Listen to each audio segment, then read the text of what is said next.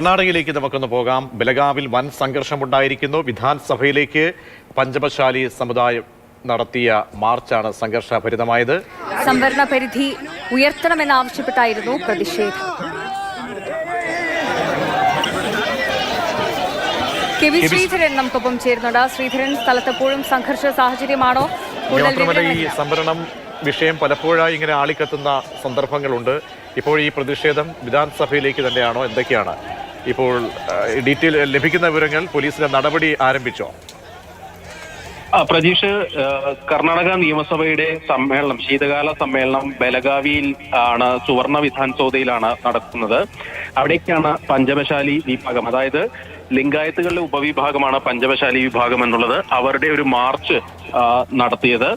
പ്രധാനമായും 2A പട്ടികയിലേക്ക് അല്ലെങ്കിൽ അതിന് അർഹമായിട്ടുള്ള സംവരണം വേണം എന്നുള്ളതാണ് ഈ വിഭാഗത്തിന്റെ ആവശ്യം. നേരത്തെ മുസ്ലിം സംവരണം എടുത്തു കളഞ്ഞ് ആ 2.5% നിന്ന് ഈ പഞ്ചമശാലി വിഭാഗത്തിന് ഉൾപ്പെടെയുള്ള ലിംഗായത്തുകൾക്ക് സംവരണം കൊടുത്തിരുന്നു. പക്ഷേ അത് സിദ്ധരാമയ്യ സർക്കാർ വന്നതിന് പിന്നാലെ വീണ്ടും അത് മുസ്ലിങ്ങൾക്ക് സംവരണം ആക്കി മാറ്റിയിരുന്നു.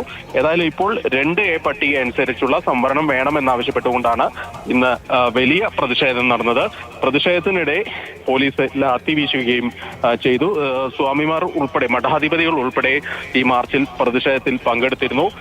അഭിഭാഷകരും, അതായത് പഞ്ചമശാലി ലിംഗായത്ത് വിഭാഗത്തിൽപ്പെട്ട അഭിഭാഷകർ ഉൾപ്പെടെ ഈ പ്രതിഷേധത്തിൽ പങ്കെടുത്തു. പോലീസുമായി ഏറ്റുമുട്ടുന്ന രീതിയിലേക്കൊക്കെ പോയി. ഏതായാലും യുദ്ധസമാനമായിട്ടുള്ള സാഹചര്യം തന്നെയാണ്. ഒരു സംഘർഷമാണ് ബലഗാവിൽ നടന്നത്. പോലീസുമായുള്ള ഏറ്റുമുട്ടലിൽ നിരവധി പേർക്ക് ദൃശ്യങ്ങൾ കൂടിയാണ് നമ്മൾ ലഭ്യമാക്കിയത്.